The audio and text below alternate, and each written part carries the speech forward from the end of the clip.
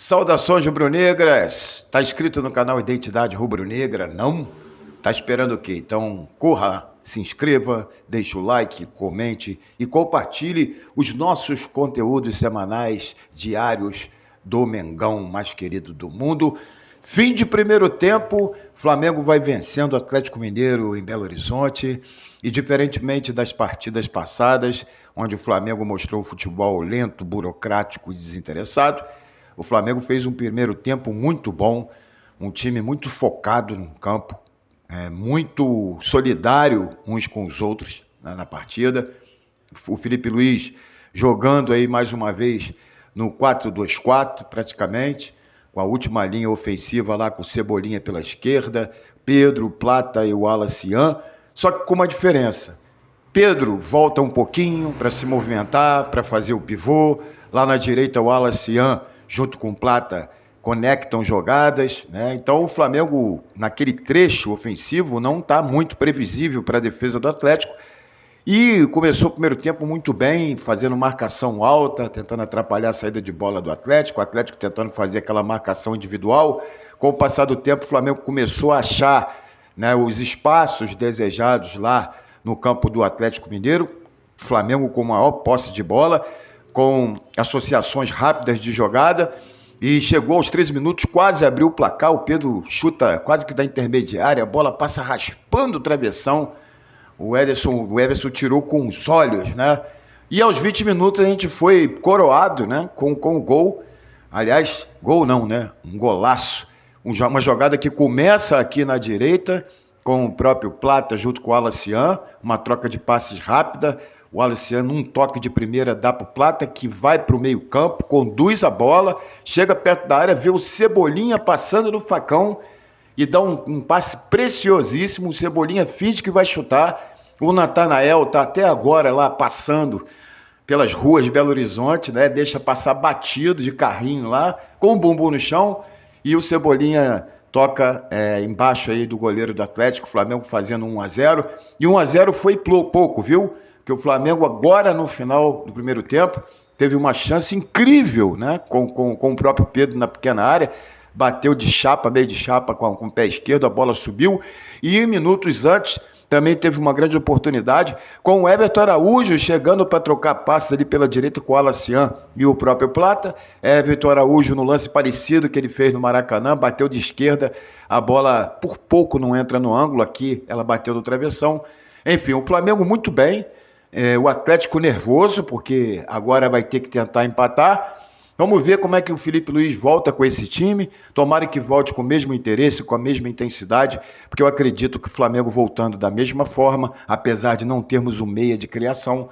O Jorginho está fazendo muito esse papel, às vezes como um terceiro zagueiro. Agora no final ele até atacou a área, criou um escanteio para a gente. Mas o Flamengo está dando conta aí no setor ofensivo, muito pela dedicação da sua linha de frente aí, que está correndo bastante. Daqui a pouco a gente volta para falar desse segundo tempo. Um abraço a todos. Não se esqueça, se inscreva no Identidade Rubro-Negra. Tamo junto. Meus amigos, fim de segundo tempo, fim de jogo, no tempo normal, o Flamengo venceu o Atlético Mineiro por 1-0. Na segunda etapa a equipe voltou a mesma, porém o Felipe Luiz aos 12 minutos tirou o Cebolinha, questão de repente minutagem, que jogou muito bem hoje, colocou o Samuel Lino. O Fla baixou um pouco as linhas, é verdade, chamou um pouco mais o Atlético para cima, para justamente encontrar espaços no contra-ataque, para surpreender. Tivemos aí algumas chances na partida, um gol de cabeça incrível que o Alacian perdeu na pequena área, se bem que o cruzamento foi muito chute, na verdade o Samuel Lino foi muito forte, e a bola acabou saindo. Enfim, e aí aos 20 minutos ele coloca o Plata, ele tira o Plata, estava dando muita consistência ofensiva ali e ajuda na marcação, coloca o Saul lá pela direita e ele tira o Pedro e coloca o Arrascaeta, com a intenção dele de, como o Atlético estava vindo muito para cima do Flamengo, ele queria controlar mais a posse do bola no meio campo, e aí seria Everton Araújo, Jorginho, Saul e Arrascaeta. O Flamengo deu uma melhorada, teve algumas oportunidades de contra-atacar, o Alacian se movimentando ali pelo meio, já que o Samuel Lino abria muito lá pela esquerda, O Flamengo jogou praticamente num 4-4-2 ali, com a entrada do Saúl e do Arrascaeta, porém esses dois estão fisicamente aquém, né? O Flamengo teve essa oportunidade de repente fazer 2-0, mas o Atlético, na verdade, melhorou, né? Aos 24, o Arrascaeta perde um gol na pequena área, chuta em cima do zagueiro, numa jogada de contra-ataque. Aos 36, como eu falei, o Wallace perde esse gol, né, incrível, se bem que a bola foi muito forte, a gente tem que ser justo. Mas o jogo melhorou muito no segundo tempo, foi mais equilibrado, as duas equipes procurando o gol a qualquer custo, foi um jogo bem interessante. E agora vamos aguardar aí a disputa de pênaltis, daqui a pouco a gente volta para saber se o Flamengo passou ou se perdeu na disputa de pênalti. Vamos torcer para Rossi brilhar hoje, né?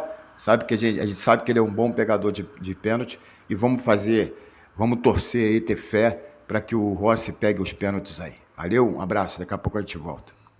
Pois é, galera. Fim de jogo, o Flamengo perde na disputa de pênaltis, depois do Rossi ter feito uma defesa, botado o Flamengo em vantagem, mas o Samuel Lino e o Wallace perderam as cobranças e o Flamengo está fora da Copa do Brasil. O Flamengo hoje jogou muito bem, na minha opinião, jogou muito bem mesmo.